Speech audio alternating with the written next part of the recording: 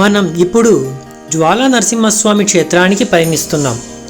ఈ క్షేత్రం ఎగువ అహోబిలం నుండి తూర్పు దిక్కున 3 కిలోమీటర్ల, వరాహ నరసింహ క్షేత్రం నుండి 2 కిలోమీటర్ల దూరంలో కొండలలో దట్టమైన అడవులలోని గుహాలయంలో గరుడాద్రి, వేదాద్రి మధ్యనున్న మేరు పర్వతాగ్ర భాగాన నెలకొని ఉంది.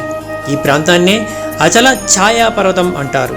చుట్టూ పచ్చగా దట్టంగా ఉన్న వృక్షాలు, పెద్ద పెద్ద కొండరాలను నడుమ నుండి ప్రవహిస్తున్న భవనాశిని చల్లని జలాలు, శుక వికాలాపాలతో ప్రకృతి రమణీయంగా స్వామివారి దర్శనానికి నడిచి వస్తున్న భక్తుల అలచటను తీర్చే విధంగా ఆహ్లాదంగా ఉంటుంది. ఈ ఆలయాన్ని చేరుకోవడం క్లిష్టతరంతో మిక్కిలి శ్రమతో కూడుకున్న విషయమే. ఇరుకుగా ఉన్న ఎగుడు దిగుడుగా గుండు శిలలను తొలచి ఏర్పరిచిన కొండ అంచున నడకదారి కలిగిన మార్గం ఇది. ఒకవైపు ఎత్తైన కొండ, మరోవైపు చూస్తూనే కళ్ళు తిరిగేంత లోతైన లోయ. నరసింహుడు తన గోళ్లతో హిరణ్యకశిపుని సంహరించడానికి భయంకరంగా దర్శనమిస్తాడు. స్వామిని సేవించడం వల్ల అన్ని ప్రయత్నాలలో విజయం లభిస్తుంది. వివాహాలు జరుగుతాయి. కార్తీక మాసంలో నెయ్యి దీపం వెలిగించి స్వామిని ధ్యానించడం వల్ల అన్ని పాపాలు తొలగిపోతాయి మరియు కీర్తి మరియు పేరు వస్తుంది. ఇతర నరసింహ ఆలయాలలో పోలిస్తే ఈ ఆలయం చేరుకోవడం అత్యంత కఠినమైనది. ఆలయానికి వెళ్లే మార్గంలో రక్తకొండ తీర్థం అనే చిన్న ఎర్రటి నీటి చెరువు కనిపిస్తుంది. ఇది రాక్షసుడిని సంహరించిన తర్వాత నరసింహస్వామి చేతులు కడుక్కున్న ప్రదేశంగా చెబుతారు.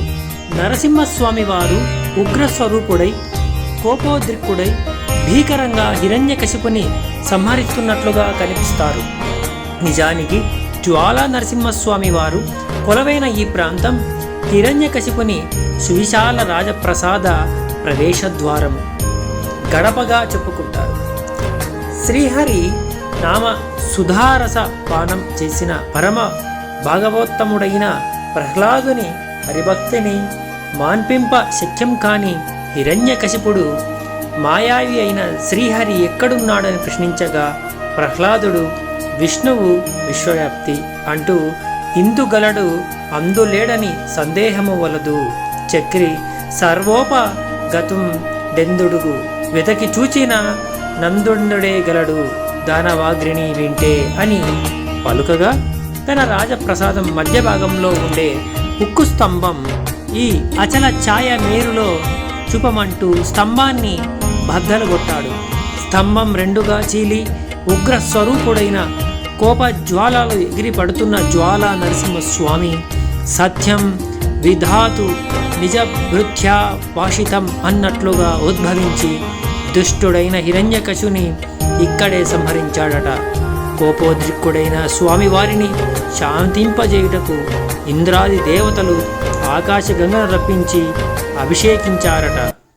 ఆ నీరే భవనాశిని తీర్థమని పురాణాలు చెబుతున్నాయి. ఈ వృత్తాంతానికి సాక్షిభూతం అన్నట్లుగా స్వామివారి విగ్రహానికి ఇరువైపులా నిటారుగా ఒకటి కొంత వాలినట్లుగా, ఒకటి చేలినట్లుగా అచల ఛాయా మేరుపర్వతం కనిపిస్తుంది. స్వామివారు కొలువై ఉన్న గుహాలయం ముందు ఒక నీటి కుంట ఉంది. ఈ నీరు ఎప్పుడు ఎర్రగా ఉంటుంది. హిరణ్యకశిపుని ఉదరాన్ని చీల్చి సంహరించిన రక్తపు చేతులను స్వామివారు ఈ కుంటలో శుభ్రపరుచుకున్నారని, అందుకే ఇక్కడి నీళ్లు ఎర్రగా ఉంటాయని అంటారు. ఒకసారి అలా పక్కన చూస్తే పర్వతాగ్రం నుండి ధారలుగా ప్రవహిస్తూ చూపరులను ఆసక్తి గొలిపే జలపాతం అద్భుతం, మనోహరం. ఆ జలపాతం కింద స్నానమాచరించి స్వామివారిని దర్శించుకుందాం రండి. మనం ఇప్పుడు జ్వాలా నరసింహస్వామి వారు కొలవై ఉన్న గుహాలయం ముందున్నాం. ఈ గుహ అతి సహజత్వాన్ని తలపిస్తుండడం ఒక విశేషం కాక, ఇక్కడ స్వామివారు ముమ్మూర్తులుగా దర్శనమివ్వడం మరో విశేషం. అష్టభుజ నారసింహమూర్తి, చతుర్భుజ నారసింహమూర్తి, దైత్యంత కోధ్యాక్తమూర్తి అదిగో అతి భీకర రాంతో అష్టభుజాలతో విలసిల్లుతున్న జ్వాలా నరసింహస్వామి. గుహ మధ్య భాగంలో గరుడపీఠంపై ఆసీనుడైన స్వామి అమేయ శక్తి సంపన్నుడు, అప్రతిహత బల సంపన్నుడు అయిన జ్వాలా నరసింహస్వామి స్వామివారి ఉరువులపై పడిన హిరణ్యకశిపుని తలను, కిరీటాన్ని ఒక చేతిలో, చేతి కత్తిని, చేతుల్ని మరో చేతిలో ఒడిసి పట్టుకున్నాడు.